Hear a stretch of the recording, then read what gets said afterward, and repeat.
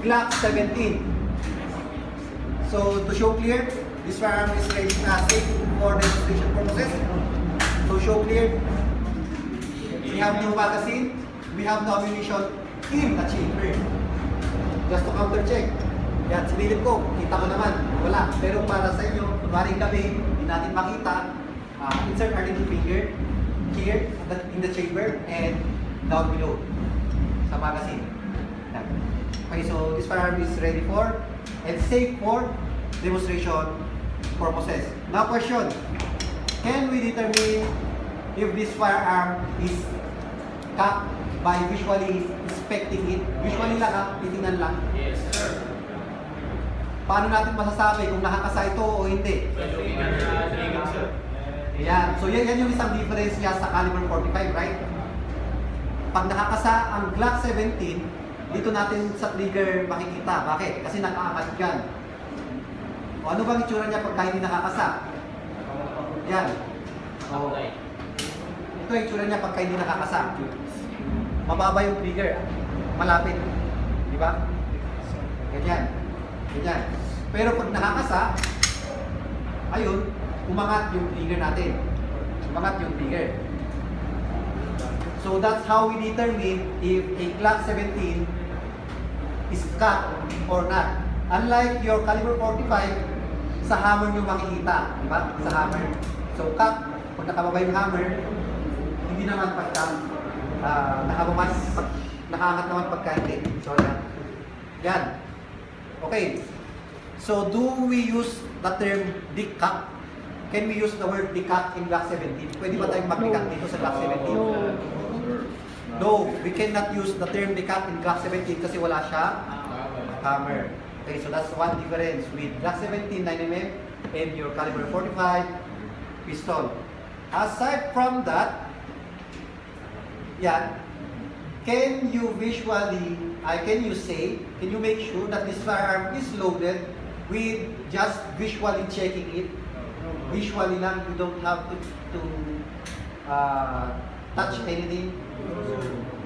Hindi, diba? So same with your caliber 45, you still have to slide backwards the slide backwards. Now, kaganyan din. So ito, in this case, walang laman. Kasi hindi tayo nag-insert mag. Tapos, walang insert mag. Yan. So clear.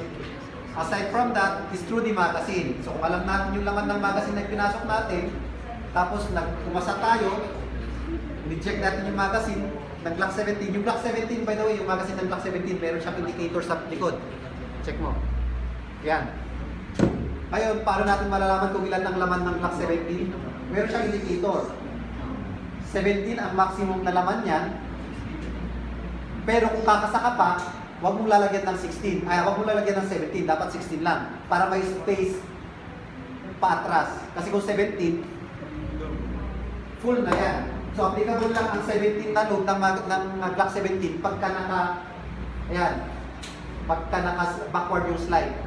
Yan. So, saka mo pwedeng lagyan ng 17 full. Kasi hindi ka na mag-pull backwards ito. What you have to do is this. Pero kung ang problema, kunwari naubusan ka ng magazine, kakasa ka pa. 16 lang dapat. Huwag mo lalagyan ng 17. Kasi kung 17 yan, hindi mo ito mahihila. Pag pinilit mo, masisira. Either the magazine or the firearm. So dapat 17 lang kung kakasa ka pa. Pero kung nakaganyan, pwede yung 17 na laman dito. So insert mo lang yung 17 ay yung magazine containing 17 ammos. Tapos release mo lang yung slide. Loaded na yan.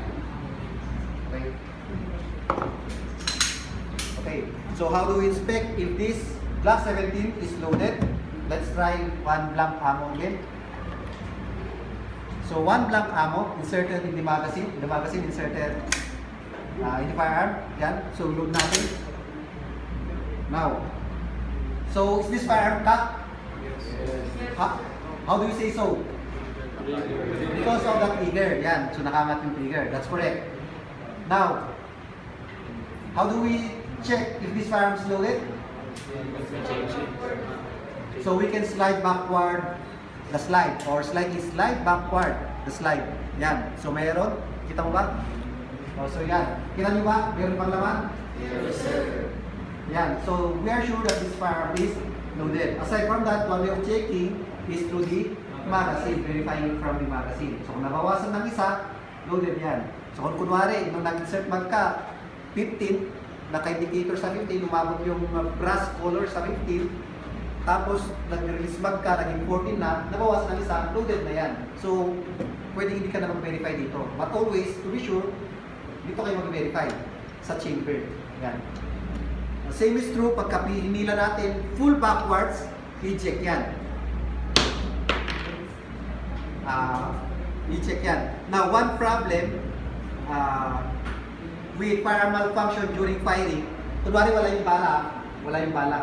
Kung minsan nakaka-encounter tayo ng ganitong malfunction sa firing, wala lang yung bala, pero yung shell. Kumbaga, shell not properly injected. Now, how do you cure this malfunction? Paano nyo cure yung malfunction na to? Wrap. Pwedeng tap lang. Mostly, ganyan na lang, upwards. So, yun lang. Okay? So, yun lang. Tapos, pwede na yan.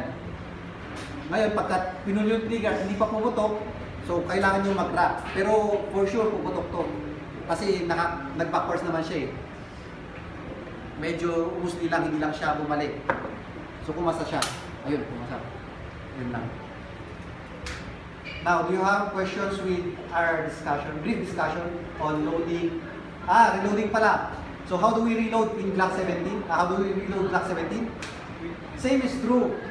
We still have two types of loading and reloading. In all types of firearm, applicable yan. Hindi lang sa pistol.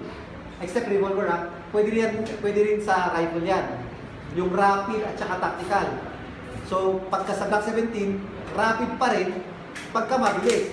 Kunwari, naubusan ng bala. So, rapid reload. All you have to do is release the magazine. Insert in one. Tapos, ganun lang. Diba? Rapid. Pero ang tactical reload, pareho lang din sa pinakita natin kanina. So, pareho lang din kanina. So, naubusan ng bala. Yan, naubusan ng bala. Kuha ng magazine from the pocket or pouch. Yan. Release mag. Insert new one. Tapos, release the slide. Ganun lang. Tapos, pumutok na ulit. Naubusan ng bala. Ganyan ulit ang itsura. Release mag. Insert new one. Tapos, keep your empty magazine in your pocket or in your pouch. Yan. Tapos, release mag. Putok ka ulit. Naubusan ulit ng bala. Naubusan ng bala. Dukot from your pocket your extra magazine. Diba? So, release mag, change with the new one, tapos release slide, and at the same time, you have inserted to your pocket the magazine. So, yan yung tactical reload. Same is true with our rifles. Ganun din ang rifle, tactical or rapid reload. So, do you have questions, ladies and gentlemen? Okay, thank you.